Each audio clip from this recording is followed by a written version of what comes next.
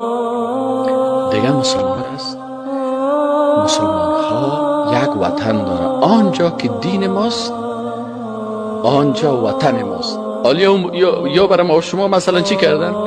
میگه این نقشه که انگلیس جور کرده بر افغانستان، این نقشه که بر افغانستان جور کرده کلگکش مین بیق جبل، این قسمی است نقشه افغانستان، کلش مین بیخش اینجا باز کلام شده رفته دیگه. این حالی نیست که نوککش که در چیز خورده میره در چین، اینه گفته اینی وطن است. الله میگه این وطنت نیست. مکه وطن ما توست، مدینه وطن ما توست، فلسطین وطن ما توست. فهمیدین یعنی؟ حتی در اروپا اندلس وطن ما تو بود، یا که اشغال کردن حالا گرفتن یاره وطن اسلامه. این حالی چی جور کرده؟ میگه اینه، میگه یک وطنت است، بیرون از این وطن که از یک کل چی است؟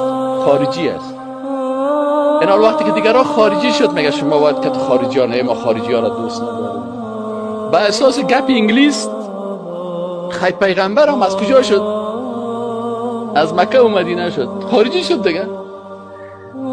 قرآن هم به زبان چی است؟ یا خب ملی که میگن، نه وطنی، ملی این چی نمیگن، یعنی زبان دری و پشتو است، عربی رو خود نمیگیرن. پس هم زبان چی شد؟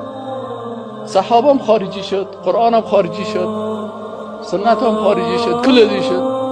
متوجه هستین؟ این حال کسی که قوم پرستی، از این خاطر میگه کسی که نسب پرستی میکنه و منطقه پرستی میکنه و جنس پرستی میکنه که مثلا زبان پرست است، می زبان مسی، قوم مسی، قریم مسی، منطقه مسی، فلانیست، این کلش داخل میشه در چی؟ در اونمو ادعای جاهلیت که در اونجا بوده.